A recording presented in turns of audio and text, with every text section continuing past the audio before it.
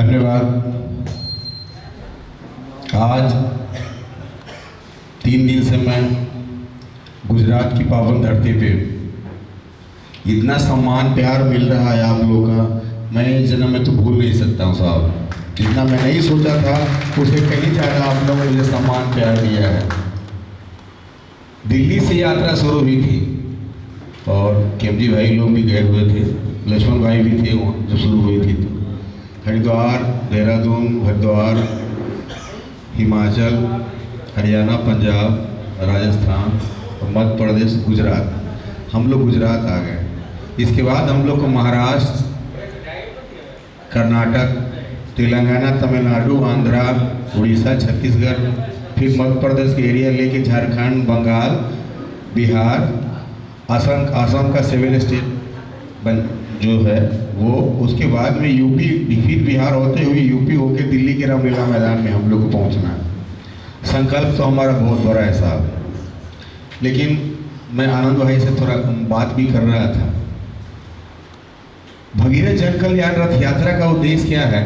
ये कोई पर्सनल यात्रा नहीं है साहब। जिस महर्षि भगीरथ के वंशज हम लोग अपने आप को कहते हैं, इसमें बहुत संघर्ष करके उन्होंने अपने 60,000 पूर्वजों को मोक्ष दिलाया था। तो सबसे पहले तो हमें जो हमारा इस समाज का बेटा शहीद हुआ है, मैं उनके प्रति मेरी बहुत श्रद्धांजलि है। जब मुझे पता चला था कि मैं गुजरात जाने वाला हूँ, वहाँ हमारा एक अपना भाई, अपना खून हमारा चला गया, तो मुझे बहुत दुख हुआ था। और आप लोग इतना सम्मान हर जगह उनका फोटो पे सम्मान दे रहे हैं, ये बहुत गर्व की बात है। और हमारा पोस्टर में भी देखिए, कारगिल के शहीद में जो ये शहीद मलके सिंह हुए थे, उनको सरकार भी इसे मांग कर रहे हैं कि उनको उनके नाम से, पंजाब सरकार से मांग कर उसके नाम से यूनिवर्सिटी बनाया जाए। तो हमारा भगीरथ जन कल्याण रथ यात्रा का उद्देश्य ही है, हर स्टेट का अलग अलग समस्या है, वो समस्या को सरकार के पास उठाना, उजागर करना। और रही प्रूफ देने की कि हम है कौन, तो मैं आपको बता देना चाहता हूँ। मैं 2 मिनट इसलिए टाइम लूँगा। मंडल आयोग कमीशन बना था। मंडल के बारे में आपने सुना है? जब देश में मंडल कमेंडल के बारे में जब चर्चा हुई थी, तब विश्वनाथ प्रताप सिंह प्रधानमंत्री बने थे। उसी मंडल कमीशन आयोग की वजह से वो उनकी प्रधानमंत्री की कुर्सी चली गई थी। लेकिन जब वो मंडल का आयोग लागू हुआ, उससे पहले देश में जब भारत के संविधान लागू हुआ 1954-55 में, जब देश में, तो ST, OBC, SC, ऐसे बहुत सारा आयोग बना, सबके अलग अलग कैटेगरी में रखा गया। लेकिन OBC के लिए कुछ नहीं बना था। OBC के लिए मंडल आयोग बनी, उस पर बहुत सारा विवाद हुआ, बहुत सारे लोगों ने उसमें अपनी कुर्बानियाँ, जैसे विश्वनाथ प्रताप सिंह के प्रधानमंत्री भी चले गए, लेकिन उन्हें वादा किया था, इसलिए मंडल आयोग लाया। जब मंडल आयोग लाया गया, उसके बाद OBC की तमाम जातियाँ जो है एकीकरण के काम शुरू कर दिया। सबसे पहले इस देश में ब्राह्मण एकता था, पूरे देश में ब्राह्मण अपने आप को परिचय बना लिया था कि हम कश्मीर से कन्याकुमारी तक ब्राह्मण ही हैं। हम बीच में जितना नाम सब चतुर्वेदी, श्रीवास्तव, ये वो जितना नाम हमारा हो उसका मतलब नहीं है, लेकिन हम रहेंगे ब्राह्मण। पहला वो किया। लेकिन OBC की जब बात जहाँ तक आई, उसके बाद OBC एकीकरण जब शुरू हुआ, और OBC में यादव, बनिया, ऐसे तमाम उपजातियाँ थी जो अपने आप को 2014 से पहले तक पूरे देश में चिन्हित करके अपने आप को स्थापित कर लिया कि हम OBC में हैं, और हमारा इस नाम से जाने वाले जो जाति के लोग हैं वो सब हम एक कैटेगरी के हैं। और सरकार मानता दे चाहे नहीं दे, हम लोग अपने आप को एक समूह में बांध के एक बन गया। चाहे वो पटेल हुआ, हार्दिक पटेल के आंदोलन में बिहार से लेके पूरे देश के पटेलों ने एक साथ खड़ा हो गया कि हम पटेल हैं। उसके बाद भी हम लोगों ने सीख नहीं लिया। अगर ये है तो हम क्यों नहीं हैं? हमने 2012, 13, 14 तक हम लोगों की चर्चा हुई थी देश लेवल में संगठन बनाने का। 2011 में उसी राजा राम मेमोरियल हॉल में, जब 25 तारीख की मीटिंग में आप लोग गए थे, उसी राजा राम मेमोरियल हॉल में मैंने के पूरे देश के लोगों के नेतृत्व पे एक मीटिंग हुई थी साहब। 2011 की बात बता रहा हूँ। और वो मीटिंग में ये हुआ था कि देश में जब सब अपनी पहचान बना रहे हैं तो हमारा पहचान भी बनना चाहिए, जिसमें राम उदगार महतो निरंजन स्वामी जी के पिताजी जो हमारे बाद में समधी बने 2017 में, अगर हरिओम पाटलेंदु जी और वेंकट राव साहब हैदराबाद वाले, वो सब मिलकर के वो चिंतन किए कि देश में हमारे लिए भी हमारे समाज का एक पहचान बनना चाहिए पूरे देश में। ये 2011 की बात बता रहा हूँ साहब। उसमें मुझे भी समाज का एकदम अंदर से जुनून मारने लगा कि समाज के लिए कुछ करूँगा। 2011-12 में मैंने अपने समाज के लिए एक नुनिया के वीर सपूत मूवी बनाया, समझ गए कि किसी इस तरह से समाज को जोड़ने का काम, हमारे इतिहास तो पता चले हमारे समाज के बीच में। समाज के प्रति मेरा लगाव शुरू से लगा रहा।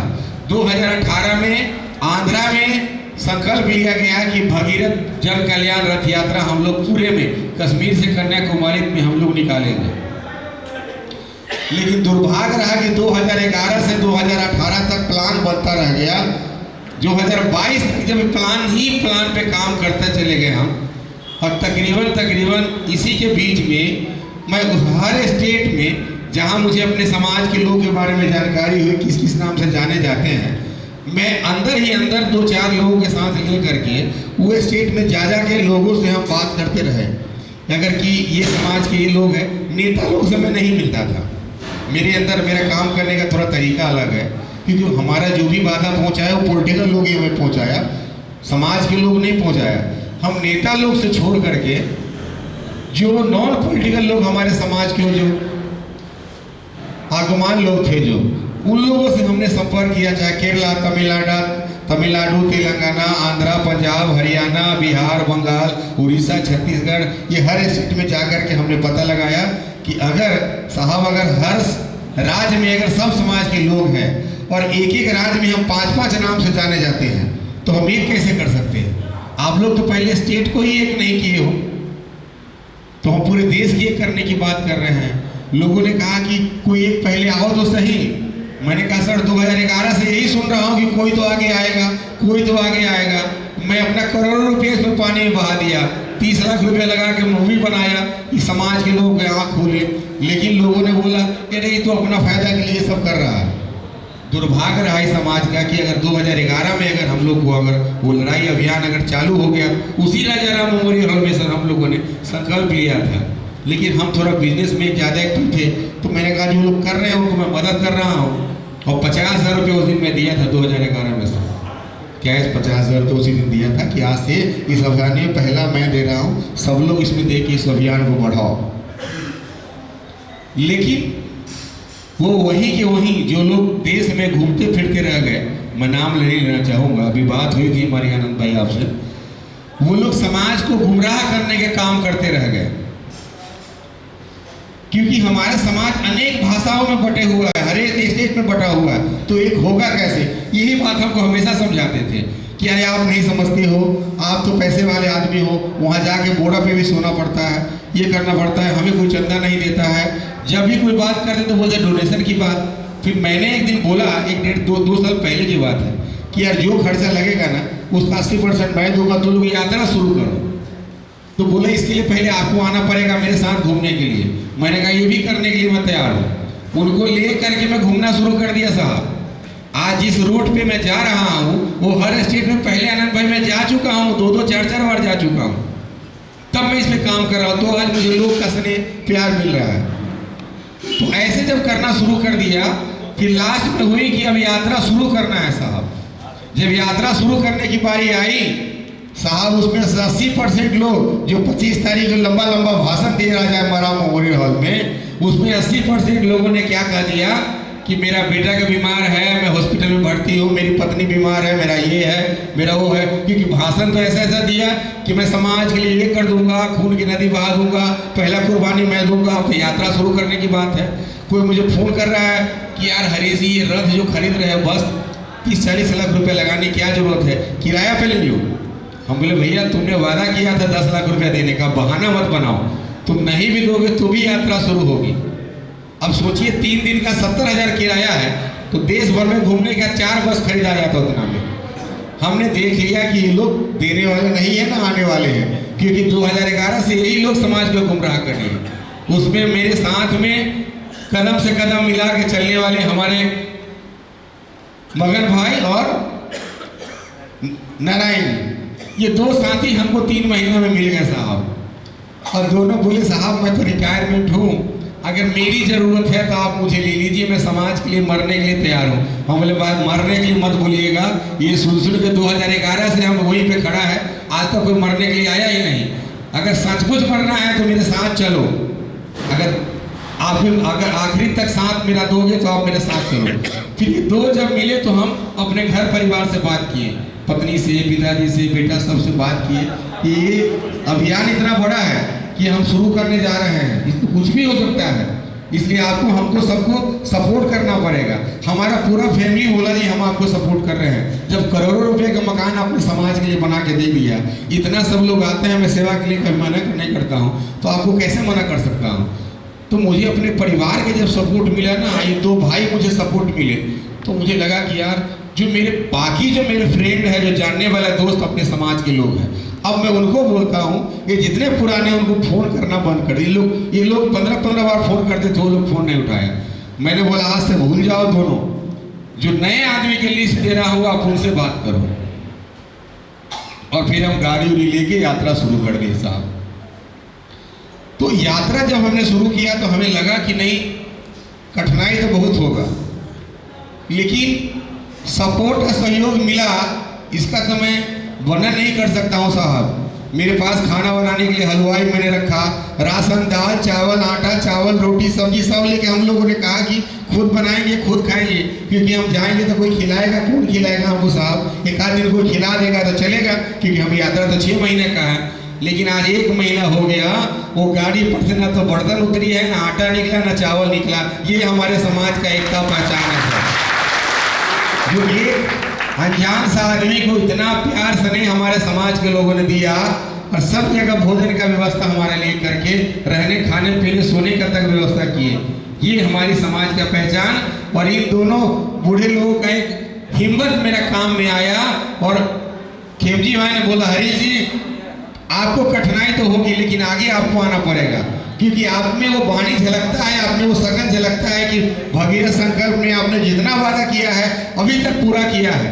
तो आप में वो ऐसा चीज है कि आप ये करेंगे तो लोग आपके संकल्प पे देख के आ जाएगा। तो मैंने कहा अगर मेरे वजह से ये अगर समाज का उद्धार होना है तो मार्च तक ये संकल्प लेता हूँ कि मैं सारा अपना सब सुख सुविधा छोड़ करके इस समाज के लिए यात्रा में लग जाता हूँ। दुख हो सुख हो, खाना पीना मांग के खाना पड़े, जमीन में सोना पड़े, वो करने के लिए तैयार हो। मुझे कोई सुख सुविधा नहीं चाहिए। मार्च तक सिर्फ समाज के काम में लग जाता हूँ। और फरवरी या मार्च तक के हमने बड़ा प्रोग्राम दिल्ली के रामलीला मैदान करके, और जो हमारे मांग 10 साल से पेंडिंग पड़ा हुआ केंद्र सरकार से, भगीरथ जी का स्टेच्यू बनाना, ये जमीन के लिए आश्रम लेना, छात्रावास, ये सारी बातें जो हैं वो सब हम लोग भी दोबारा से इशू करके उठाना शुरू किया। और हमें जब कानून के सलाहकार लोगों से मैंने जब बात किया दिल्ली में, जो ऊंचे पोस्ट में हैं, मैंने कहा कि इस देश में 20 करोड़ से ऊपर आबादी है सर हमारा समाज का, लेकिन हमारा कोई सुनता नहीं है। तो बोला कि सुनेगा कौन, आपने सुनाने का प्रयास किया है क्या? बोले नहीं सर, वो क्या होता है? तो बोले कि इस देश में जाति से ही सब कुछ होता है। जाति का जमावड़ा जिसके पास नहीं है उसको भूख नहीं, पेट में अन्न नहीं मिलेगा, उसका कोई डिमांड पूरा नहीं होगा, वो भूखे मर जाएगा। और जो जाति समझा है वो इस देश में राज किया है। और आज 20 करोड़ की आबादी आप कह रहे हो, आज से इस अभियान को शुरू कराओ, 5 से 10 साल बाद आप इस देश में राज करोगे। जाति के आवाज उठाओगे तब आप राज करोगे, नहीं तो आप मांगते रह जाओगे भिखारी की तरह, कोई देने वाला आपको नहीं है। और उसको इतना बड़े लोग थे वो सब जो देश के बहुत ऊंचे पोस्ट पर बैठे हैं, सलाह हमने दिया। उस दिन हमने संकल्प किया कि ये भगीरथ रथ यात्रा हम शुरू करके और अपने समाज को हक अधिकार दिला करके फिर मैं आखिरी सांस तक बैठूंगा। पहले कुर्बानी मैं दूंगा, इसे अब मैं यात्रा शुरू करता हूं। जो होगा देखा जाएगा, उसका परिणाम आप सब हमारे साथ बैठे हुए हैं। और गुजरात की धरती पे इतना सारा प्यार मिला सर। बडाली का तो मैं पहला प्रोग्राम तो अम्बाला में हुआ था, जहाँ के सरदार जी लोग होते हैं, वो तो मानने के लिए तैयार नहीं था कि हमारे समाज के सगर समाज के लोग हैं। लेकिन मैं उनको कॉन्फ्रेंस में लेते लेते फिर वो माने, बोले हरीश जी अगर आप आएंगे तो मैं अपने ढंग से स्वागत करूंगा आपको। मैंने कहा बिल्कुल आइए। 14 अप्रैल का रथ यात्रा का डेमो उन्होंने देखा था, सेम वही रथ यात्रा 2 किलोमीटर का उन्होंने स्वागत करके पहला हमारा इतना बढ़िया स्वागत उन्होंने किया। उसके बाद जब मैं राजस्थान में आया तो 12 साढ़े 12 बजे रात तक हमारी समाज की महिला, हमारी माँ बहन 12:22 में हमें स्वागत करने के लिए लोकल गाना गाते हुए और हमारी स्वागत की। तो सोचिए राजस्थान में इतना प्यार मिला, गुजरात में तो मैं सपनों से ज़्यादा हमें मिला वो जो मैं सोचा नहीं था। 30-40 हज़ार लोगों ने मुझे 10 किलोमीटर से ऊपर अंतर गली में घुमा करके और हमें स्वागत किया।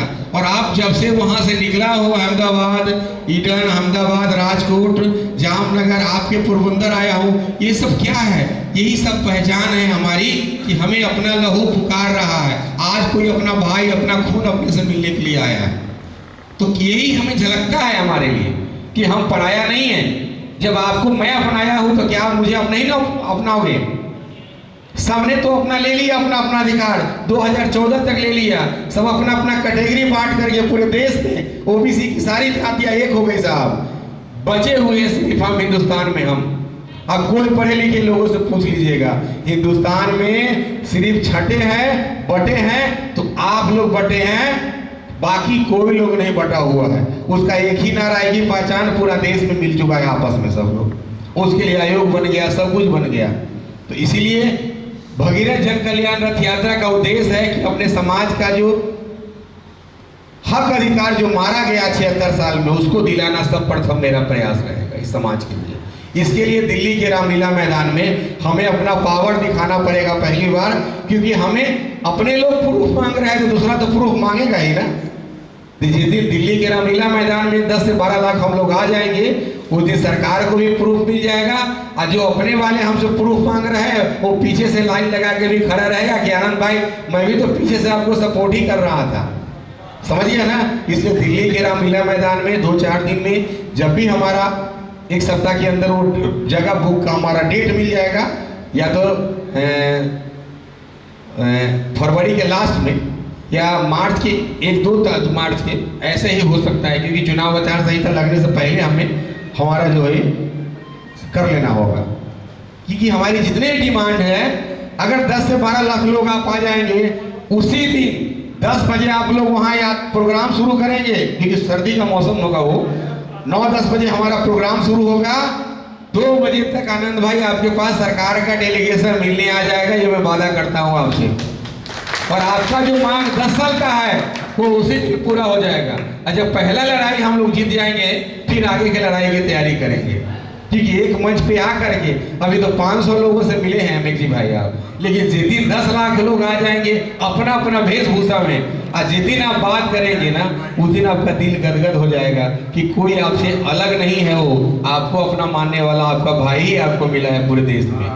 हम लोग बिहार से में गए हुए हैं, राजस्थान और गुजरात से ही पलायन हो गए, हम लोग गए हैं उधर। हमारा उधर पुराना नहीं है, हम सबका रिश्ता गुजरात और राजस्थान से ही है। तो ये एक हमारे तरफ से एक संदेश लोग, अगर हम जाएं अपने बच्चों को सुनाएं कहानी। इस देश में अगर पहली आज़ादी की लड़ाई लड़ी है तो अपने समाज के लोगों ने लड़ा है। इतिहास हम लोग नहीं पढ़ते साहब। 1770 से 1800 ईस्वी में 30 साल अंग्रेजों के खिलाफ जो पहला देश आज़ादी की लड़ाई लड़ी गई है, वो आप लोगों को पढ़ाया जाता है कि 1857 मंगल पांडे। ये झूठ है, मैं गारंटी के साथ कह रहा हूँ, ये झूठ है, दावा झूठ है, क्योंकि इतिहास लिखने वाले उन्हीं के लोग थे जो लिखवा दिया। हम बोल रहे हैं, हमारे पास सबूत है। देश में देश आज़ादी के लिए पहली लड़ाई लड़ी है 1770 से 1800 ईस्वी में। 30 साल वो अपने समाज के लोगों ने संघर्ष किया, जिसमें 11,000 लोगों को फांसी की सजा अंग्रेजों ने दिया था। उसी जगह बिहार के विद्यार्थी आश्रम पे, उसी जगह पे महात्मा गांधी जाते हैं और वहीं से नमक सत्याग्रह शुरू होता है, जिसमें मैं मूवी बनाया हूँ दुनिया के वीर सपूत। आप लोग देखिएगा उसको। हमारे समाज के लोग ही बापू महात्मा गांधी को बापू बनाए और वहीं से दांडी यात्रा शुरू हुआ और देश आज़ाद हुआ। वो दोनों हमारा इतिहास है सर। उससे पहले भी सागर भगीरथ का वंशज, हमारे इतिहास में इतना गौरवशाली है सर। हम किससे डरेंगे? अपना अधिकार लेने के लिए हम किससे डरेंगे? जो अंग्रेज से नहीं डरा, जो ये संसार को मोक्ष दिलाया, हम उसका वंशज हो करके फिर अपने अधिकार के लिए कब लड़ेंगे सर? इसलिए आप सबको आज मुझे वचन देना होगा कि जहां भी रहेंगे अपने दोस्त, रिश्तेदार, भाई, रिश्तेदार, बहन, सबको व्हाट्सएप पर, फेसबुक पर यही मैसेज दिखाना, बोलना होगा। हमारा एक ही नारा है, इतने नाम से जाने जाते हैं सब, देख रहे हैं आप लोग, इससे कोई मतलब नहीं है। हमें एक सगर भगीरथ आयोग बना दो, एक सगर भगीरथ हमें मान लो, बाकी कुछ नहीं चाहिए मुझे। हम सगर भगीरथ में ही समूह एक हो जाएंगे, एक ही नाम से हम लोग जाने जाएंगे। जैसे यादव एक हो गया, पटेल एक हो गया, बढ़िया एक हो गया ना साहब, ऐसे हम लोग एक नाम से जाने जाए, सगर भगीरथ वंशज, बाकी कुछ नाम नहीं चाहिए। सरकार से जब हम क्वेश्चन ही नहीं करेंगे, लोहार को अभी दे दिया है 2000 करोड़ आयोग बना के, उससे पूछा कि तू कौन सा लोहार है? नहीं पूछा ना, उसको दे दिया ना। उसी तरह बिना मांगे उसको दे दिया है। आज से 8-10 दिन पहले एक तेलंगाना में अपने समाज के एक्टिव लोग हैं, पढ़े लिखे लोग हैं, जानते हैं, वहां 10 साल से मांग हो रही थी, नहीं दिया। जब से तेलंगाना बना तब से अपने समाज के लोगों ने उनको बोला कि अगर आप मेरा अगर हक नहीं दोगे तो इस बार चुनाव में आपको भुगतना पड़ जाएगा। चुनाव आचार संहिता लगा, उससे एक दिन पहले 200 करोड़ का जमीन और 3 करोड़ का चेक बनाने के लिए वो सर आपके तेलंगाना में आपके समाज के लोगों को आके तेलंगाना सरकार के ज्वाइंट सेक्रेटरी सचिव जो होता है वो आके अपने समाज में देख करके अब फोटो खिंचा के गया। उसके 4 बजे करीब में चुनाव आचार संहिता लगा है। अब बताइए समाज में कितना एकता होता है साहब, और कॉन्फ्रेंस करके चला गया। आप सोचिए, एक छोटा सा तेलंगाना में अपने समाज को लेकर एक्टिव है तो कितना बड़ा सम्मान फायदा मिला आनंद भाई। हम तो पूरे देश में हैं, हम जो चीज मांग रहे हैं वो मेरा मौलिक अधिकार है। वो आयोग अगर बन जाएगा, हमारा बच्चा डॉक्टर, इंजीनियर, IAS, IPS, कोई मर जाता है एक्सीडेंट होके, कोई बिजनेस करना चाहते हैं, सब फ्री लोन है आपके लिए। जो आयोग जिस समाज के लिए बनता है उस समाज के लिए फ्री सब कुछ है साहब, उसमें कुछ देना नहीं है। अगर लोन भी आपको मिलेगा, 10 लाख लेते हैं तो 6 लाख आपको माफ होगा, 4 लाख ही देना है बिना ब्याज का। कि जिस समाज के ये फंड जितने समाज के लिए बनेगा, या आयोग बनेगा, उसका नाम उसमें दर्शाया जाता है। वो बनने के बाद आपको ही फायदा मिलेगा, उसमें दूसरा को नहीं मिल सकता है। अगर आप इस साल नहीं खर्चा करेंगे तो अगले साल में जुड़ जाएगा बजट में। जितना आप खर्चा करते जाएंगे, जितना मांगते जाएंगे, वो देता रहेगा। इसके बाद हमारा अगला लड़ाई होगा कि हमें आखिर लोकसभा विधानसभा में बैठने का मौका क्यों नहीं मिला। आज देश आजादी के 76 साल हो गया। सोचिए, दुर्भाग्य है, हरियाणा, पंजाब, राजस्थान, गुजरात, मध्य प्रदेश एक भी सीट नहीं मिला। महाराष्ट्र में तो खैर अब थोड़ा लोग जग गए हैं, अभी एक विधायक बने, एक सांसद ही बन गए। लेकिन ऐसे क्यों नहीं बनाए हमारे को? क्योंकि हम जागरूक नहीं हैं। महाराष्ट्र में 5 नाम से हम जाने जाते हैं। लोनाड़ी हमारा है, महाराष्ट्र में सगर हमारा है, और सगर भी बोलते हैं, उपारा भी बोलते हैं, ठीक है ना। लोनाड़ी हमारा बोलते हैं, और बेलदार हमारा बोलते हैं, अगड़िया हमारा बोलते हैं। 5 नाम है। अगर 5 साहब, अगर महाराष्ट्र में आप 5 एक हो जाएंगे ना, तो पूरे महाराष्ट्र में सरकार आपकी बनेगी। महाराष्ट्र में जितनी आपकी आबादी है, किसी समाज का आबादी नहीं है पूरे महाराष्ट्र में जितना आपकी संख्या है, लेकिन 5 आप एक हो ही नहीं रहे। और बहुमत भी, संख्या भी ऐसा है, जब आप ठाणे से मुंबई से ठाणे तरफ जाएंगे तो दूसरा की आबादी नहीं साहब, सारा गड़िया गड़िया गड़िया, जहाँ जाएंगे गड़िया। दबंग, विटनेस, बिल्डर, बड़े बड़े विधायक, सांसद, जो सब अपने समाज के लोग हैं। तो इतना सब कुछ है, तो इसको एक मिश्रण करने की जरूरत है ना।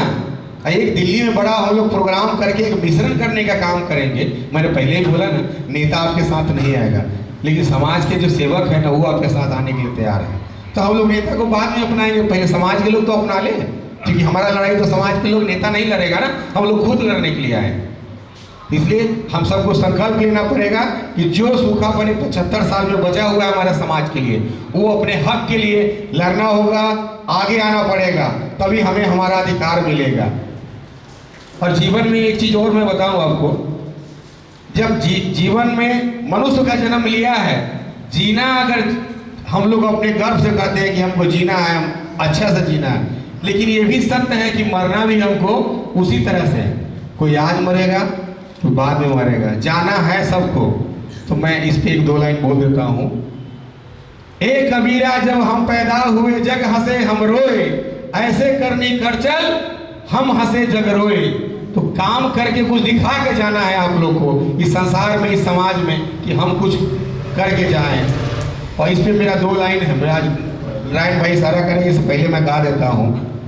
जाएगा जब यहाँ से कोई न साथ होगा, 2 गज कफन का टुकड़ा तेरा लिबास होगा, 2 गज कफन का टुकड़ा तेरा लिबास होगा।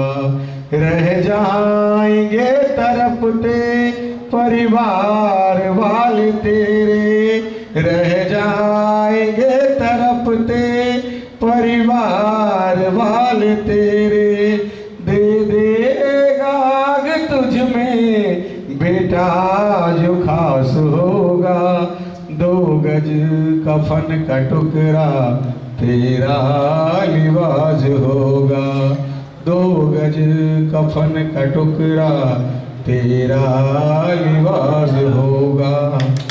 जब जाना ही है 2 गज के कफन में तो काहे का शर्माना महाराज, क्यों का घबराना, कुछ लेके जाना है क्या? तो अपने हक अधिकार के लिए आइए, हमारे साथ में हाथ उठा के बोलिए कि हम आप हमारे साथ में हैं। अगर कोई की किसी का किंतु परंतु है तो बताइए, अगर हमसे कोई बात से हमारा अगर त्रुटि हुई है, कोई गलती हुई है तो क्षमा चाहते हैं, कोई क्वेश्चन होगा तो आप हमसे पूछ सकते हैं। बहुत बहुत धन्यवाद, बहुत बहुत बधाई, बहुत बहुत शुभकामनाएं आप लोगों को जो मुझे सुना और इतना सारा प्यार दिया है, बहुत बहुत धन्यवाद।